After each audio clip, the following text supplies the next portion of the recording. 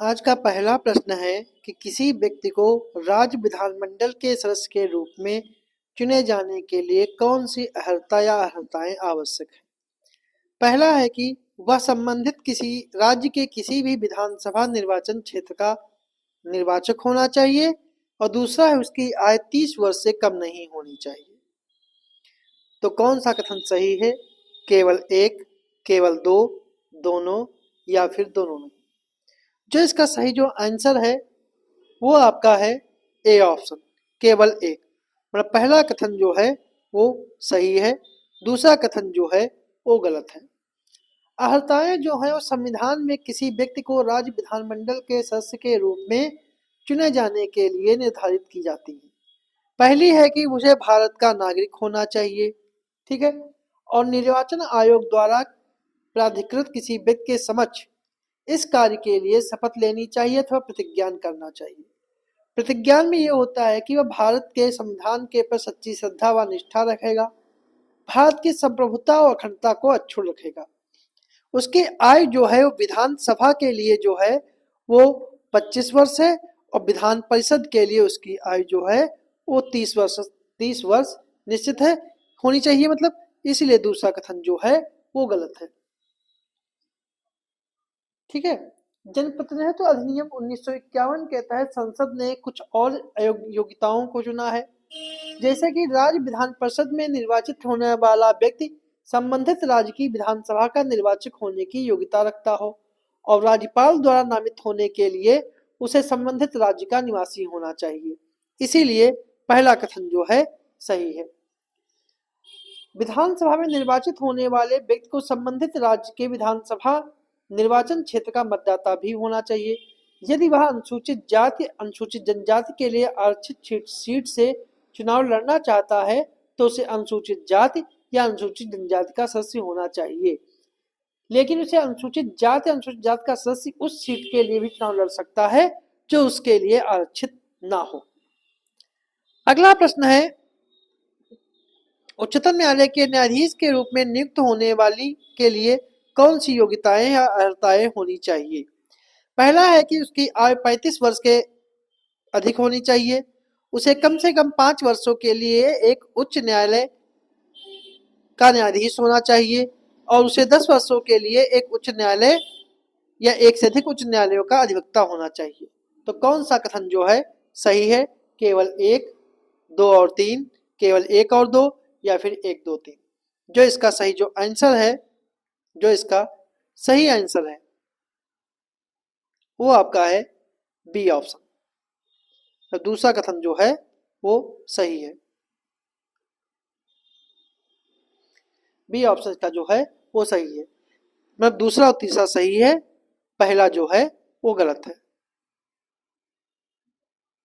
पहला कथन जो है वो गलत है। ऐसा इसलिए है क्योंकि उच्चतम न्यायालय के न्यायाधीश के रूप में नियुक्त होने वाले किसी व्यक्ति की जो योग्यताएं हैं वो संसद निर्धारित करती है।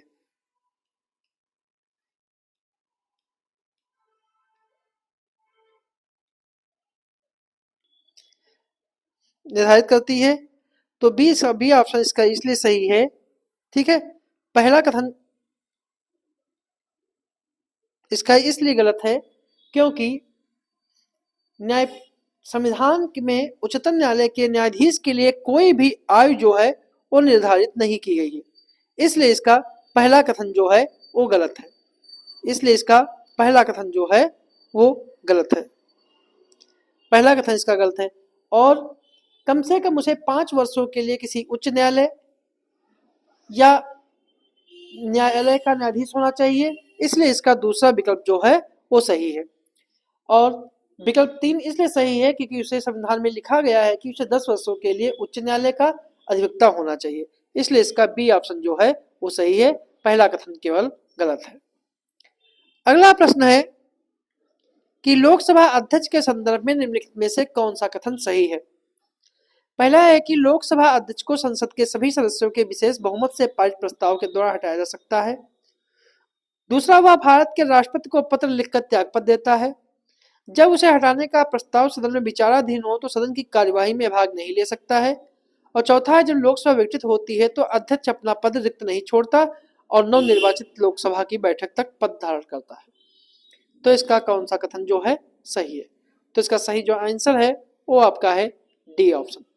डी ऑप्शन जो है वो सही है, क्योंकि लोकसभा का अध्यक्ष का चुनाव लोकसभा के सदस्यों के द्वारा ही किया जाता है और लोकसभा इस रिक्त जब भी इसका स्थान रिक्त होता है तो लोकसभा रिक्त स्थान के लिए किसी अन्य सदस्य का चुनाव करती है।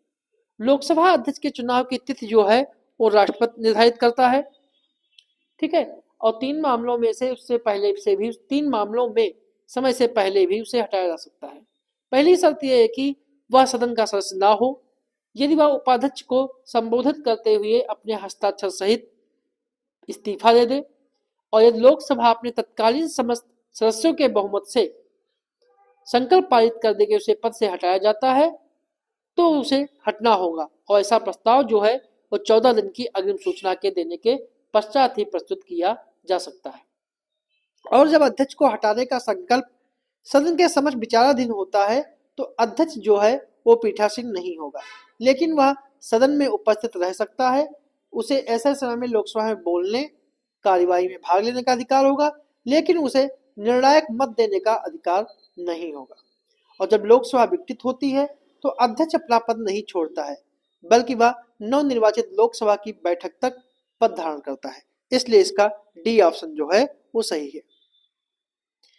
अगला प्रश्न है, संसदीय फोरम के संदर्भ में विचार करें कि लोकसभा का अध्यक्ष सभी संसदीय मंचों का पदेन अध्यक्ष होता है और मंचों के सदस्यों का कार्यालय उनके संबंध सदन में सदस्यता से संबंधित होता है और कोई सदस्य लोकसभा अध्यक्ष और सभापति को निम्नलिखित फोरम से अपना त्यागपत्र दे सकता है। तो इसमें कौन सा कथन सही है? केवल 1, 2, 2 और 3 या फिर 1 और 3 या फिर 1, 2, 3? जो इसका सही जो आंसर है वो आपका है बी ऑप्शन 2 और 3। मतलब पहला कथन जो है वो गलत है, दूसरा और तीसरा जो है वो सही है। क्योंकि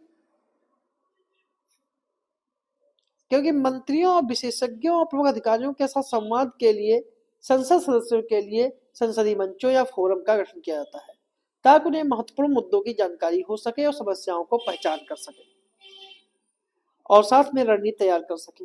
वर्तमान में 8 संसदीय मंच हैं। संसदीय मंचों में जनसंख्या और सार्वजनिक स्वास्थ्य पर गठित संसदीय मंच को छोड़कर सभी मंचों का पदेन अध्यक्ष जो है लोकसभा अध्यक्ष होता है, इसलिए पहला कथन जो है गलत है। मतलब कि जनसंख्या और सार्वजनिक स्वास्थ्य पर गठित संसदीय मंच को छोड़कर सभी मंचों का पदेन अध्यक्ष लोकसभा अध्यक्ष होता है, जबकि संख्या और सार्वजनिक स्वास्थ्य पर गठित संसदीय मंच का अध्यक्ष राज्यसभा का सभापति होता है और लोकसभा अध्यक्ष इसका जो है सह अध्यक्ष होता है। राज्यसभा के उपसभापति, लोकसभा अध्यक्ष, संबंधित मंत्री और विभागों के संबंधित स्थायी समितियों के अध्यक्ष मंचों के पदेन उपाध्यक्ष होते हैं। प्रत्येक फोरम में 31 से अधिक सदस्य नहीं होते हैं, जिसमें लोकसभा से 21 और राज्यसभा से अधिकतम 10 सदस्य होते हैं। इन मंचों के सदस्यों को लोकसभा अध्यक्ष विभिन्न राजनीतिक दलों के समूहों के द्वारा मनोनीत व्यक्तियों में से नामित करता है ताकि संबंधित विषय में विशेष ज्ञान अथवा अभिरुचि हो सके। मंचों के सदस्यों के कार्यालय उनके अपने सदस्य के सदस्यता से जुड़ा होता है, इसलिए दूसरा कथन जो है वो सही है। कोई सदस्य लोकसभा अध्यक्ष या सभापति को लिखित रूप से किसी भी मंच से अपना त्यागपत्र दे सकता है, इसलिए इसका तीसरा कथन भी सही है। मंच का अध्यक्ष प्रत्येक मंच के लिए एक सदस्य संयोजक की नियुक्ति करता है या सदस्य संयोजक नियमित रूप से स्वीकृत कार्यक्रम बैठकों का संचालन अध्यक्ष के परामर्श से करता है। मंचों की बैठकें समय समय पर जैसा आवश्यक हो संसद सत्र के दौरान आयोजित होती रहती है, इसलिए इसका बी ऑप्शन जो है वो सही है।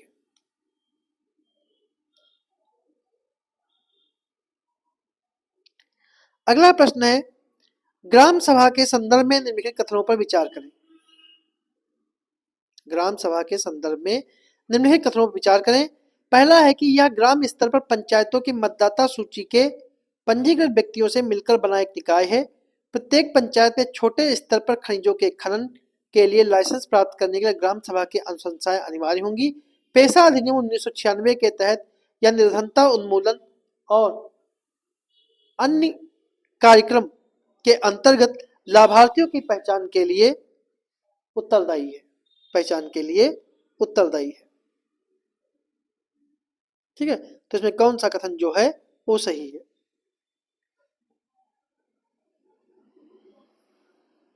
तो जो इसका सही जो अंश कूट के आधार पर चयनित करना है, 1 और 2, 2 और 3, 1 3 या फिर 1 2 3।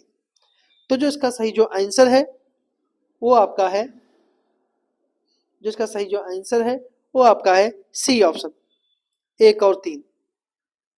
ठीक है, इसका सही जो आंसर है वो आपका है 1 और 3, मतलब सी ऑप्शन सही है और 1 और 3 जो है सही है, दूसरा जो है वो गलत है। क्योंकि 73वां संवैधानिक संशोधन 73वां संवैधानिक संशोधन 1992, 73वां संवैधानिक संशोधन 1992 पंचायती राज व्यवस्था के आधार के रूप में एक ग्राम सभा का प्रावधान करता है। यह ग्राम स्तर पर पंचायत क्षेत्र में सम्मिलित किसी भी मतदाता सूची में पंजीकृत व्यक्तियों से मिलकर बना एक निकाय है, इसलिए इसका पहला कथन जो है सही है। यह इस प्रकार यह पंचायत क्षेत्र में सभी पंजीकृत मतदाताओं से मिलकर बनी एक ग्राम स्तरीय सभा होती है। यह ग्राम स्तर पर ऐसी शक्तियों का प्रयोग कर सकती है और ऐसे कार्यों को निष्पादित कर सकती है जो विधानमंडल के द्वारा निर्धारित किए गए हैं। अनुसूचित क्षेत्र में छोटे स्तर पर खनिजों का खनन संबंधी लाइसेंस या खनन पट्टा प्रदान करने के लिए ग्राम सभा की पंचायतों की अनुशंसाएं जो हैं वो अनिवार्य होती है। ठीक है, सॉरी, इसके तीनों कथन जो हैं वो सही है, मतलब इसका सी ऑप्शन, बी ऑप्शन, दूसरा कथन भी सही है। और प्रत्येक ग्राम सभा निर्धनता उन्मूलन और अन्य कार्यक्रम के तहत लाभार्थियों की पहचान के लिए उत्तरदायी होती है, इसलिए तीसरा कथन भी सही है। तो इसका सही जो आंसर है वो आपका है 1 2 3, मतलब तीनों कथन इसके जो हैं वो सही है। ठीक है, तो ये थे हमारे आज के